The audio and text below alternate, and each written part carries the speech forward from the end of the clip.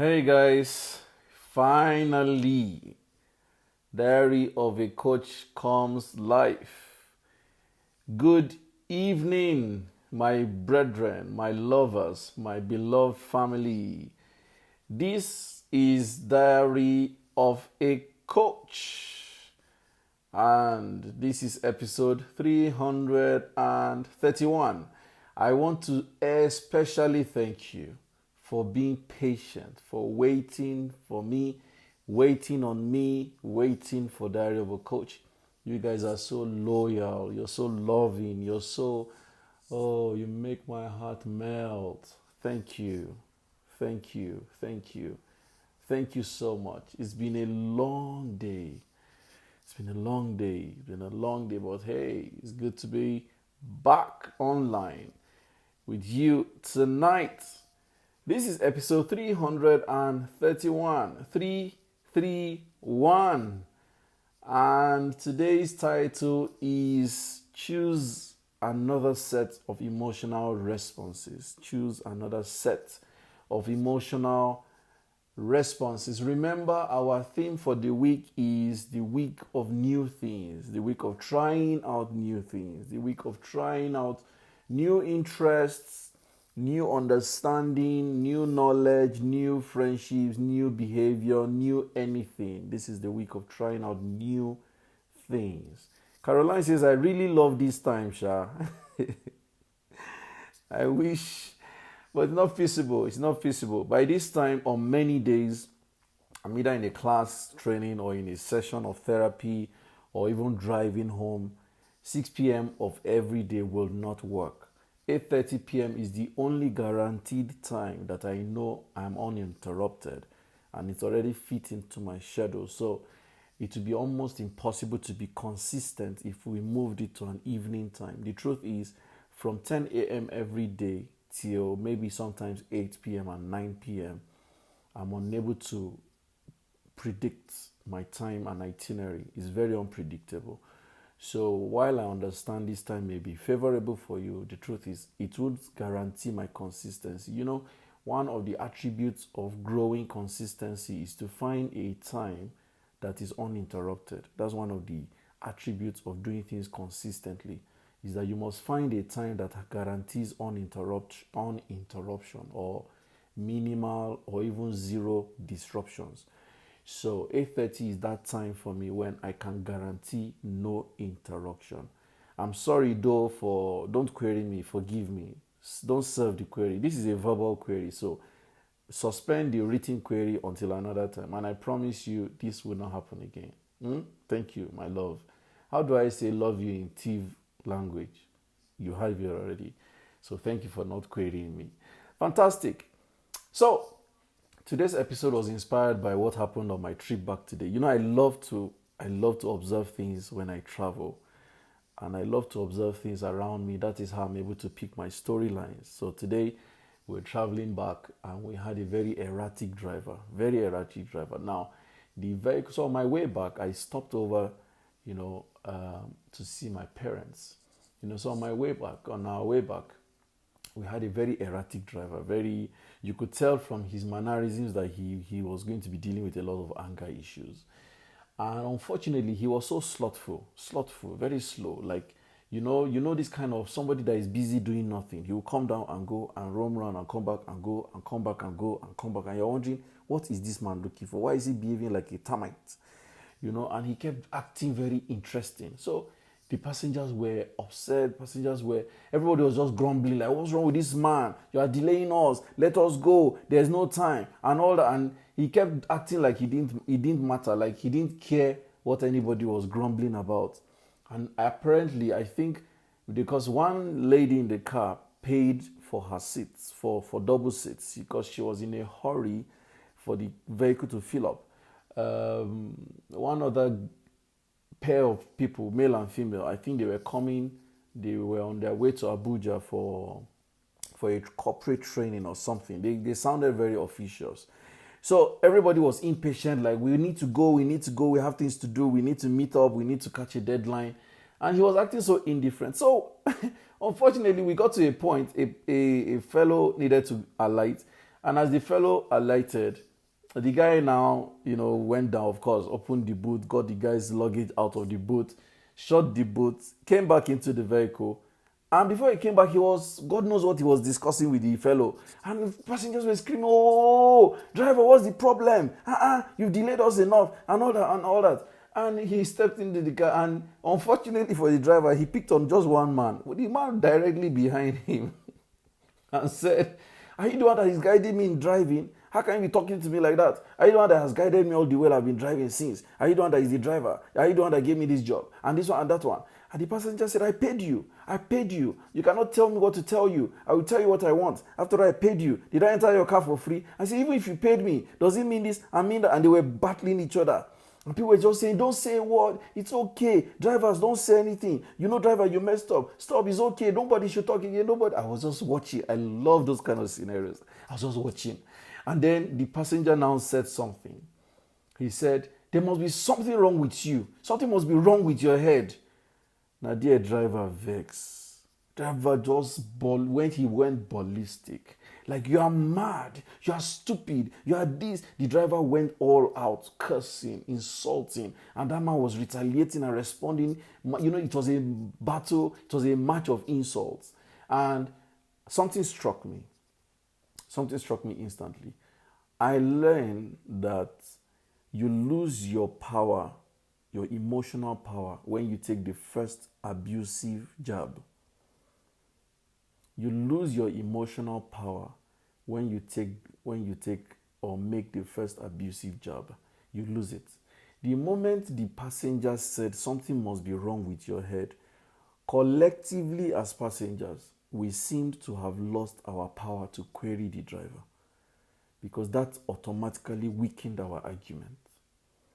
And that is what happens when there is conflict between two people and one takes an abusive step, either by physical assault, emotional assault, verbal assault, whatever assault.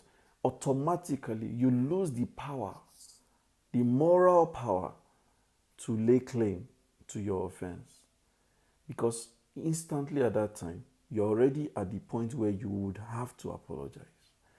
Because even in this conversation, when the passenger insulted the driver and they were shouting and screaming and shouting and screaming, at a point, we, the passengers, actually had to tell the other passenger that no, he got it wrong. We told him, we said, "No, you should not have done that. You should not have told him something was wrong with his head." Because that moment, we collectively lost the power to say, "Driver, you've been messing up and you need to sit up." We lost it. And this happens every single day. In the workplace, people go act in a drastic manner that makes them lose the power over their rights as employees. On daily basis, in relationships, in society, in the neighborhood, at the workplace, in schools, in different spheres of life, people take erratic actions that make them lose their moral authority to stand by what they claim. And this is why it's very dangerous. That is why I recall an incident in 2013. We had gone to the Nigerian prisons. We wanted to sell anger management to them. And we had told them that anyone whose term was left by 3 months, we wanted them to enroll so that we can begin to take them on anger management course. So that by the time they leave after they've been released after their term, they would have been what's the word now? Rehabilitated. That's the word, rehabilitated. And then when we went on the tour of the prison, there's a particular case I cannot forget. This man was in Alaba Market, Suru Alaba in Lagos. A customer came to the shop, asked for something. The man told the price. The customer now said, "Can't you take so? I don't know how the customer said it." Whatever the customer said, the man now said, "If it's your father that supplied it, come and collect it now." And the customer took offense and must have probably insulted him. And this man shoved the customer. He shoved. And he, according to his illustration, he pushed the man by the chest and pushed him back. As he pushed the man back, the man fell backwards, and that was it. The man died. Sura Alaba Market. The guy is in prison. Unfortunately, I think as at the time we went, he was still on awaiting judgment. But your guess is as good as mine, with respect, because he was charged for manslaughter. I don't know if he was going to escape it. I don't know if he finally escaped it. I don't know if he's still in awaiting trial. But that was what transpired. It's very, very unfortunate. The same thing happened when we went to RRS. RRS is Rapid Response Squad in Lagos. We were training them, and I think I've shared this before on Diary of a Coach. The man said he went to a fuel station. The car in front of him was slow. So he just bypassed the man and went to his front. When he bypassed the man and went to his front, the man came out and raked at him and said, "How dare you? Why would you bypass me? It's my turn. Why did you jump the queue? What's going on?" He said he was just looking at the man. He didn't say a word. He didn't respond because he knew what he did was wrong. So he didn't have any reason to even raise his voice. He just kept quiet. He said the man went back to his car, sat down in his car, rested his head on the steering, and that was all. The man was dead. Rest his head on the steering, and that was all. The man was dead. He said God saved him. He's a police officer. Yes. But he said, what if he had come out? What if, as a policeman, a civilian who is in the fuel queue comes out and is raking at you? He said, what if he had come out and touched the guy, just touch? He probably would not understand the guy would just die. They'll say, the way the Nigerian social media, and they'll say, hey, a policeman has killed a customer who wants to buy fuel because of a policeman has, you can guess the headlines that will emanate from that incident. He said that day he went home, he could not function. He was numb. He was numb because he was wondering, Jesus, if I had touched this man, what would have happened to me? So these are the issues I want to encourage you today. See, in anger management course, and for those of you that have not done anger management with SOPCA, I honestly think is long overdue. Anger management class, we normally say there is a cost and benefit of anger. There is a cost and benefit. There is a right to your anger, and there is a cost to the anger. You have every legitimate right to be angry. There is every reason for you to be angry when you have been angered, when you have been offended, when you have been upset. It's very, very legitimate. But guess what? There is a cost implication to getting angry. What if I respond the way I want to? What if I react the way I want to react, and it ends up being a homicide, a manslaughter case, an accident? What if? What if? I was a client, I was a consultant to a client, and the owner of the business told me that one of her staff almost hit her, and she sent him to me for therapy. And when I was asking him, he said that when he was arguing with his boss, his employer, she said, you're supposed to come to work. He said he went to see his sister. And she said, what, does your sister not know that you have a job? Why did you not tell her that you have a job? So why are you telling me you went to see your sister? Your sister should know that you have a job. And that got him upset. He almost hit his boss. I now asked him, tell me about your sister. He said the thing is that anytime his sister is mentioned, he gets angry. Why? He said 7 years ago, as at the time he was telling me, 7 years ago, he was playing with his sister. They were joking. And as they were joking, he pushed his sister. She fell down on her right hand. When she fell down on her right hand, she had a fracture. The fracture was not maintained properly. The hand had to be amputated. So since that time, he had been feeling guilty that he caused the sister pain. This was even joke. They were even playing. So sometimes we do some things because it's my right. How dare you tell me that? How dare you talk to me like that? Do you know who I am? What the hell do you mean? And we go on and we go on. The moment you touch a person, you have lost the moral right of your claim to anger. You have lost it. The moment you insult a person and curse and do anything abusive, whether it's verbal, emotional, physical, you have lost the moral right of your anger. So on Diary of a Coach today, episode 331, I want you to remember, choose a different set of responses. Choose a different set of emotional responses. Choose a different set of emotional responses. I beg you. because you don't know who you will touch that will from there go to heaven. Now you then go hollow. Nobody will say, he was just angry, his anger is not his fault, he was just reacting. They will just say, it's manslaughter straight. Save yourself from yourself. I beg of you, in the name of the good Lord.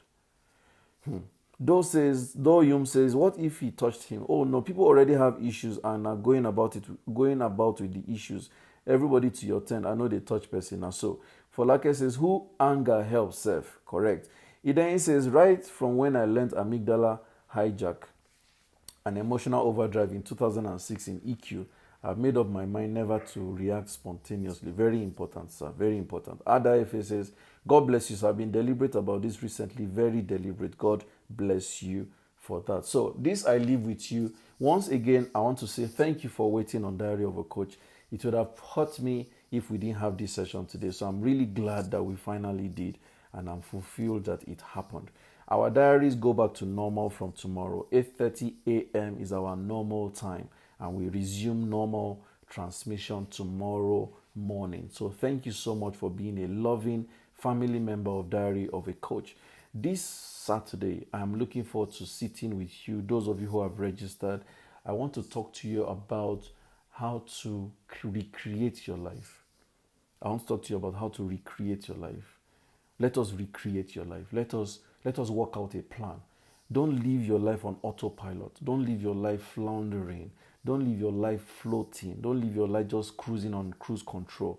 You need to define what you want. I have achieved plenty of milestones in my life simply by intentionally drawing a master plan, and everything has been working in that direction. So even when there has been a derailing and a detour, I will sit in the detour and recreate a redirection. I want to sit with you to recreate that plan. How can you decide so that life can respond to you? How can you make people respond to you the way you want? How can you make situations respond to you the way you want? I want to discuss a combination of emotional intelligence, hypnosis, and neuro-linguistics programming, NLP. It's going to be a solid class, deep conversations, and I'm going to share from my heart. It's holding this Saturday from 5 p.m. to 8 p.m. The course is called the Human Response Code. It is only 7,500. Only. It is going to be a series, and this is the first of it. And this is going to be the cheapest of it. But I think that you should join this exclusive community and let us take this conversation another notch higher. This is for you and for me too. So let us see this Saturday. Of course, you can call our numbers to register immediately or drop a comment in the comment section.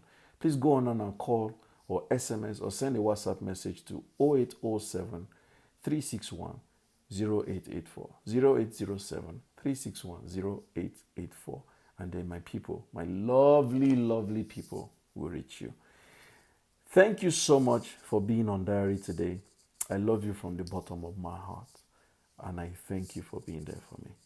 Have a beautiful night. God bless you. Bye.